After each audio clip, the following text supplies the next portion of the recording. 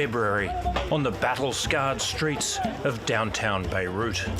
There's been a 4-month slide towards total financial meltdown, and revolution is still in the air.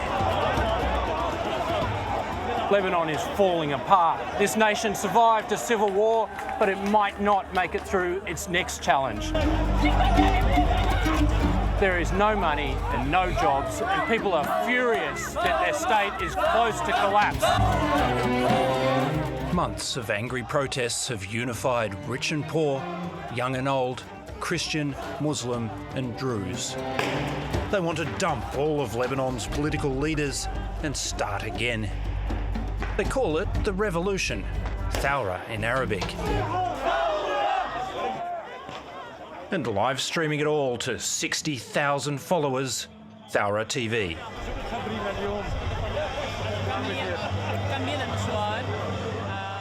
Its chief cameraman, producer and on-screen talent is Tarek Maidan, a wheeler-dealer businessman turned social media star.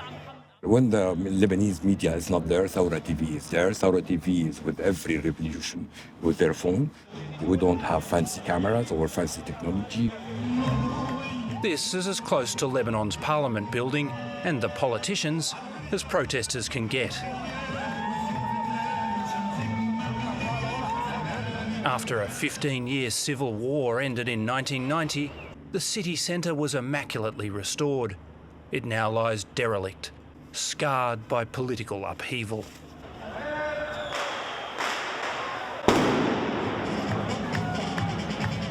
And now we are live today, Saturday. The protesters have already toppled a Prime Minister and his cabinet, but their allies are still in power. They're not changing. That's why we're waiting for the election. You cannot change people by parachute like what happened with the government. They put people in places. The Thawra that has to elect their own leaders. And that's the only way is by election.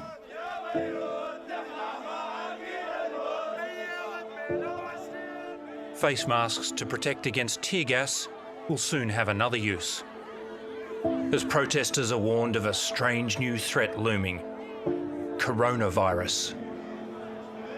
The corruption and self-interest they fight against has left Lebanon woefully underprepared for this new crisis.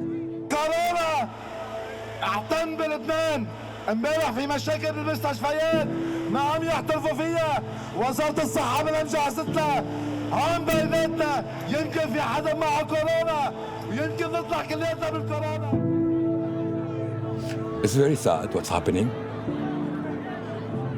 Beirut gets sick like every other cities, but Beirut will survive because of the people, because of its spirit.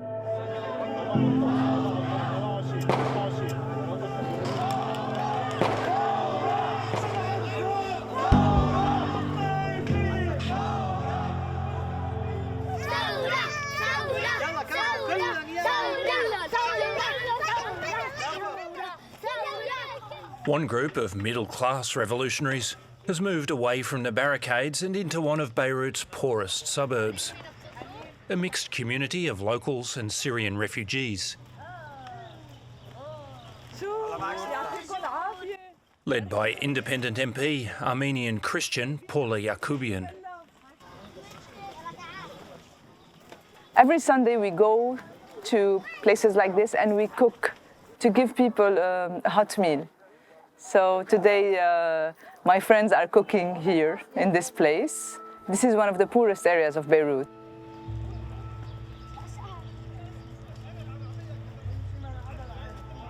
Never before in my life, not even in the civil war, I've seen so much pain, misery, suffering.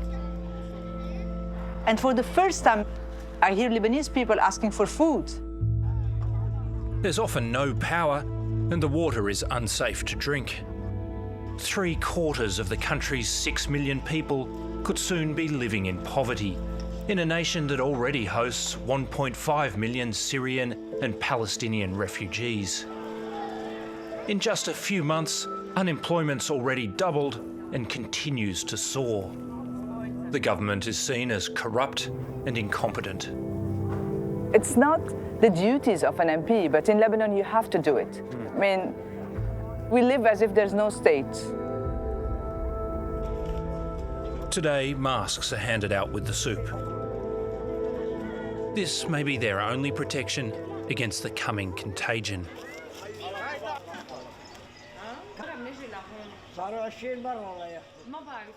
This would be the last mealtime for the soup kitchen. Fearing they could spread the virus, volunteer support is stopped.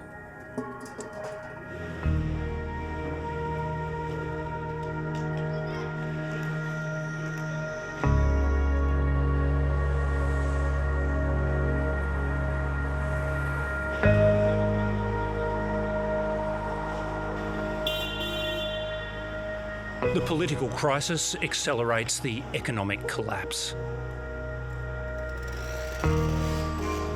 Lebanon's currency plummets, banks limit withdrawals and get some blunt customer feedback.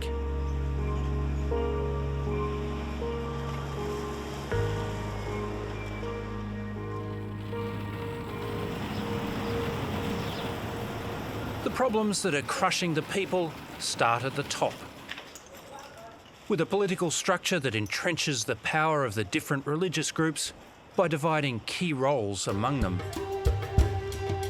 Lebanon's president must always be Maronite Christian.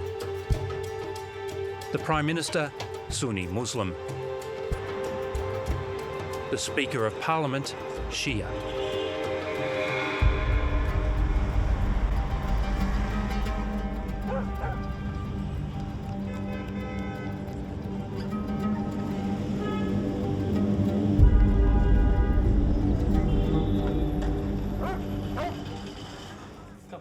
Ziad Hayek is an influential insider, a finance expert who last year was a contender to run the World Bank.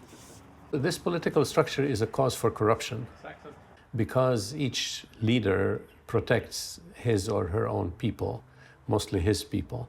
Therefore, there is no accountability. And without accountability, people feel free to do deals.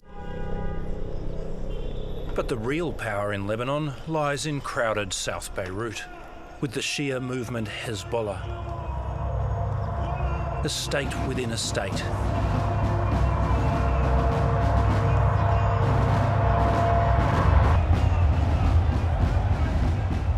With its own formidable militia, trained and funded by Iran.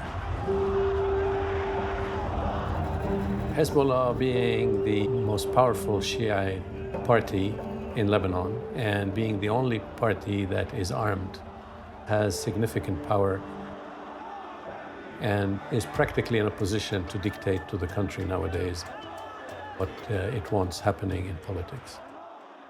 Hezbollah was opposed to the revolution because they feared that if the current system, where they have the most power among the parties and they can control the government, if that system changes, they will be in uncertain territory, and this unknown territory scares them.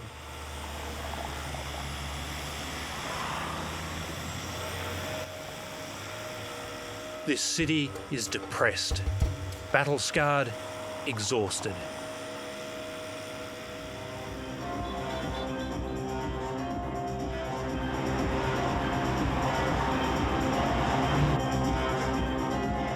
But even in an economic crisis, it's still, defiantly, the Middle East's party capital.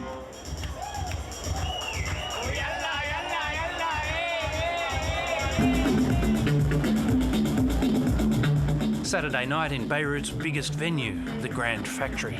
The weekend is our time to let go. It's our time to forget. It's always been like this in a more metaphorical way, but today that's really the reality. We come here to just, let loose. Nightclub co-owner DJ Tala Mortada is a big supporter of the revolution, who encouraged patrons to get out and protest. There is a little bit of despair. We're tired. We've been fighting for as long as we've lived in this country, and especially the past couple of months, we've fought way more. We spoke up way more. We felt like we finally belong in this country. Lebanon has been living beyond its means for years. The country's government debt ratio is the third highest on the planet, but the bill is finally due. In March, for the first time, Lebanon couldn't pay its foreign debt instalments.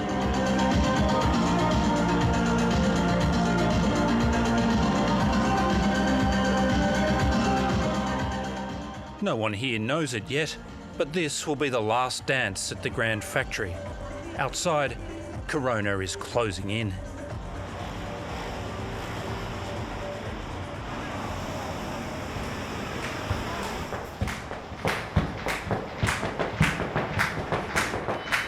There's more than one way to cut loose in Beirut. By day, Rima Husseini is a lawyer, university lecturer, and a passionate advocate for change. By night, she's a student of flamenco. What we've seen with the movement since the 17th of October, we found that the corruption has eaten up the Lebanon that we've known, and we're all trying so hard to save it. Rima has deep connections to Lebanon's troubled past.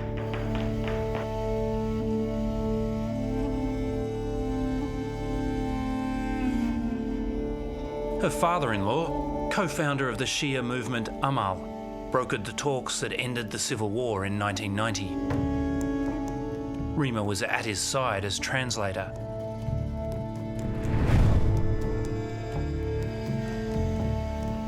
Both dance teacher and student lost their fathers to political violence.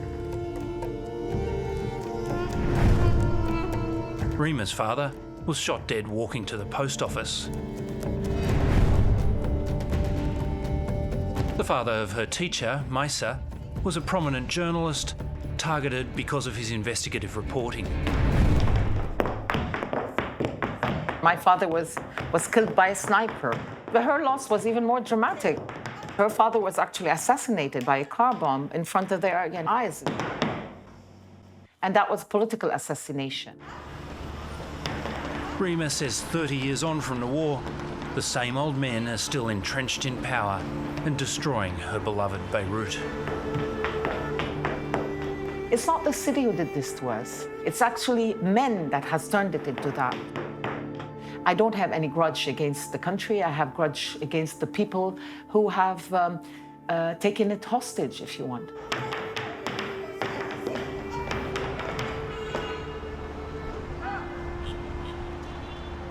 Much of Rima's life has lived beyond Beirut. We head away from the coast, over the mountains, to the Bekaa Valley.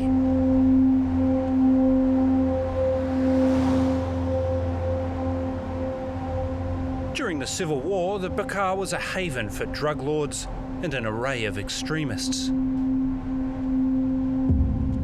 Today, it's a Hezbollah stronghold, and leader Hassan Nasrallah looms large. If you connect the dots of the regions of the poverty and somebody bring them under one umbrella and offer them services underneath it, why wouldn't you join? These are desperate times in a place that was already desperately poor. In the Bekaa, nothing was done for the past 10 to 15 years, so the resentment was boiling even before this crisis. Now it's even worse because people who could help out are not helping anymore because they can't help. In the midst of this troubled valley, in the city of Baalbek, lies Rima's pride and joy. She owns a national treasure, the Palmyra Hotel. This hotel, you see, I love the hotel. Palmyra is the first hotel in the Near East. Can you imagine the heritage of this hotel? Can you imagine the history that's inside? The first hotel in the Near East? In the Near East. It was built in 1887. Right.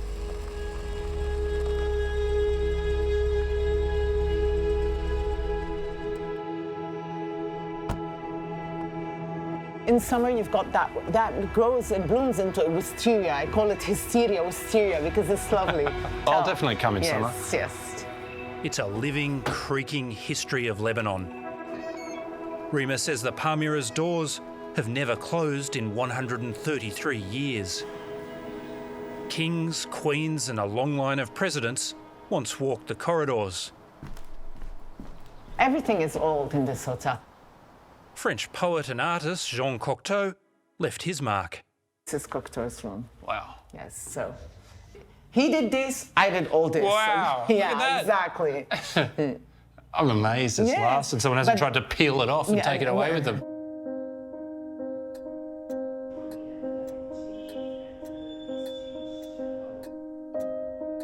These days, hotel guests are few. Rima and her husband bought the hotel 35 years ago. Now the money has run out and the Palmyra is struggling to stay open. I do believe that it will survive. How and in what manner, I really can't say. And this is why I keep saying that we are the guardians, if you want, of this place, because this is not for anyone. This is for Baalbek. It is Baalbek. It is for everyone. Hi. While the economic outlook is bleak, Look at the view. Wow. the vista beyond the Palmyra's front doors remains breathtaking. Look at it. The Roman ruins of Baalbek, one of the great monumental feats of the ancient world.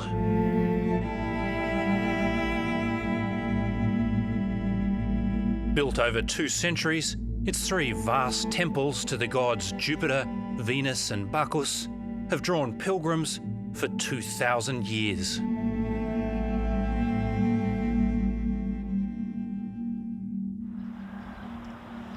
This really is an incredible place. It should be full of thousands of tourists, but it's not. Lebanon is burdened by the crushing weight of its history.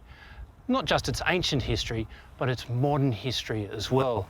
The civil war that nearly destroyed the place ended just 30 years ago, and the compromise deal that solved the conflict ended up empowering the militias that had fought the war.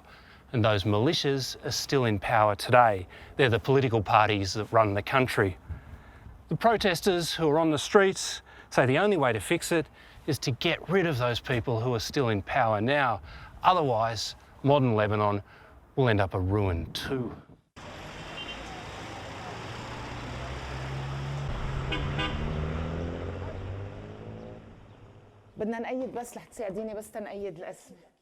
Behind the hotel is another of Rima's projects, a community health clinic that's been transformed into a food distribution centre. ببعلبك ما وزعنا بس انت بتعرفي يعني هاي مونت هاي انا حملته لانه ما معك سياره ياخذ لي دغري على البيت ايه. You can't imagine the needs, especially these past 3-4 months. بسان بليز بدي منك بس شو اسمه ابو علي منهل. Total absence of governmental help, aid or services. Really, there's no money for food. And the other thing is that the little money that you get, you're spending it on oil for fuel for warmth. It is one of the coldest areas in Lebanon. You're talking temperature has reached minus 10 and 11. عشان هيك هدول بكونوا انا وحدي اكثر.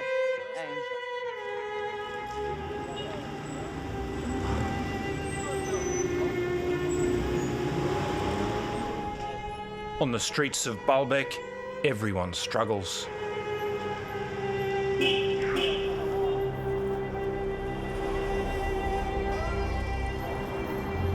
Imad Awad finally has enough money to buy heating fuel.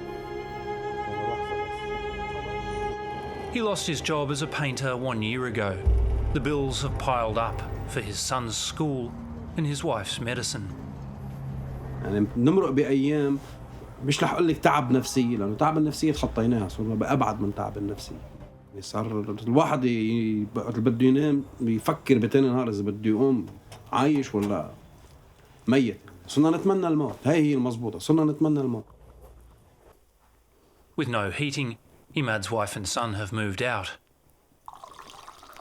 With power cuts for days at a time, the only reliable heating option is a petrol stove.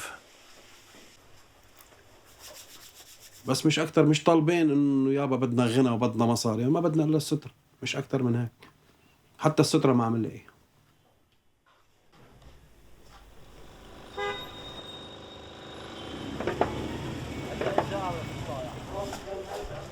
Across town, Imad visits his in-laws' home to check on his wife Hanin and son Mohammed.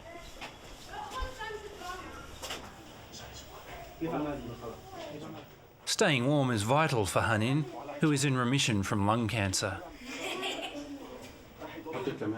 Since Imad lost his job, she can't afford vital medicine. أنا بتجيني سعلة وما بعود فيني يعني إنه إذا بدي أحكي مع ابني ما بعود فيني أحكي بصير بسعل يعني كتير سعلة كتير قوية وهودي الأدوية لازم أخذهم إذا ما أخذتهم ما بصح. And now there's another threat to Hanin's fragile health, coronavirus. يطلعوا من المشكلة إذا طلعوا يعني شرشحت الكرة الأرضية. كنا نخاف من العالم كله خايف من الكورونا. نحن أهل بعلبك خصوصا مبسوطين فيه إنه قدامنا حل من اثنين، يا حموت من تحرين يا حموت بالكورونا. لا أموت بالكورونا هيك أحلى لنا.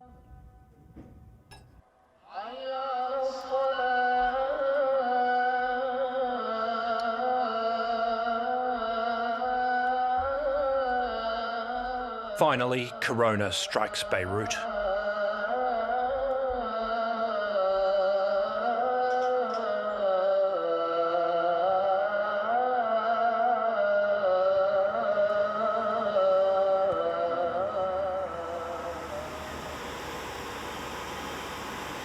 Drenching the streets in bleach does little to quell a sense of looming crisis. As other nations pump money into their faltering economies, a bankrupt Lebanon can do virtually nothing except call for a lockdown.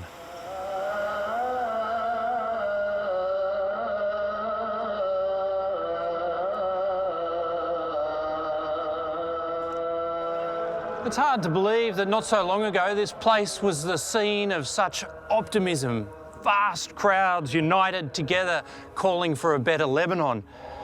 Now it's desolate, sad, the call to prayer to a lonely, empty parking lot really. The wreckage of the revolution killed by coronavirus. Can it recover? Well, Beirutis and Lebanese have had almost 50 years' experience in overcoming adversity. If anyone can do it, they can.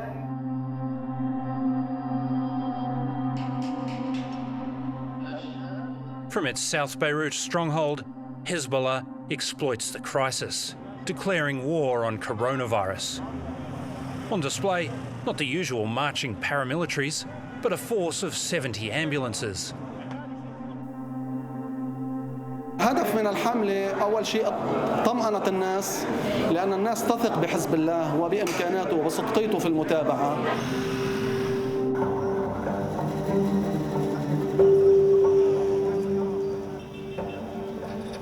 What they're telegraphing is that they are powerful, and they are telegraphing to their people that we'll take care of you. We always have taken care of you, we will. They're telegraphing to the rest of the world and the Israelis, etc., that they are very much still in control. My mother's house is right here, and I look at her and say good morning every day, and we have our cup of coffee while talking on the phone. It's now 2 months since Tulla's club closed. Her horizons have shrunk from nightclub impresario to an apartment-bound life of self-isolation. So 1 week after I saw you guys, the corona pandemic really hit hard in Beirut. We decided to close the club. We thought it would be for just a few weeks. She's struggling to keep the 170 staff on the books. We're all going through the same thing in the whole wide world. What's really tough for us is that this will not end when it ends, because right now our country has sunken so low, and it will be very, very hard to come back from that.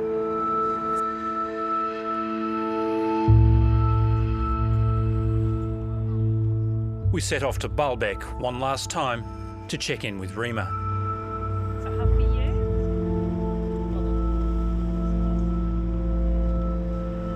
She's retreated here to ride out the pandemic. Rima! Great to see you. What do we do? We elbow bump. Exactly. I know. How are you? I'm all right. I'm surviving. Good to see you. The place is a bit depressing, though, isn't it? I've been here before. I mean, in 2006 with the Israeli war, and I've been here before the first 3 years of the Syrian war, and not to mention what happened in the war. So the emptiness that we feel in the hotel will end. This is the story of the hotel. The story of a place that started as a dream because of those temples. And I think as long as those temples are there, we're okay.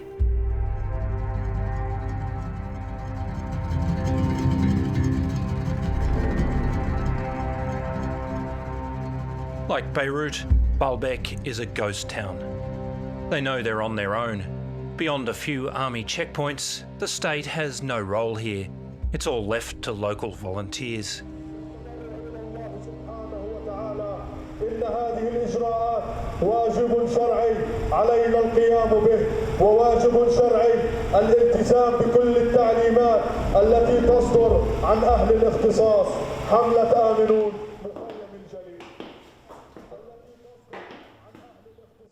The worst part in this is that we started off in a very bad place in Lebanon.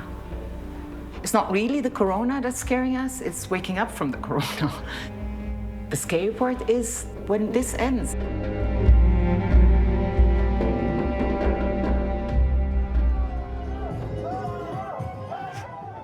Due to Corona, they can't protest in the street. They decided to do a protest by car. Back in Beirut, Tarek and Revolution TV are finally back on air. And today, at last, some good news. Despite dire forecasts of a catastrophe, there are fewer than 800 confirmed coronavirus cases and 24 recorded deaths in the entire country.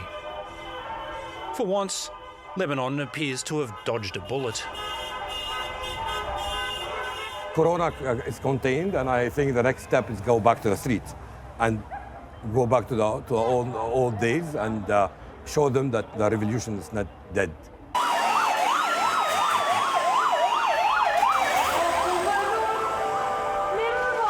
But any euphoria is short-lived, and the banks are soon burning. The pandemic has only worsened the economic crisis. Lebanon's currency collapses, triggering hyperinflation and a new wave of fury. The government requests a multi-billion-dollar bailout from the International Monetary Fund, but the austerity conditions that will be attached to the loan risk further enraging the mob. The only question is, how badly do the protesters want change, and what are they prepared to sacrifice to get it? We want action now. We want to see a result immediately on the streets for the people. Otherwise, there is no country. There will be no Lebanon. Either civil war or we divide the country. This is the way it's going to be.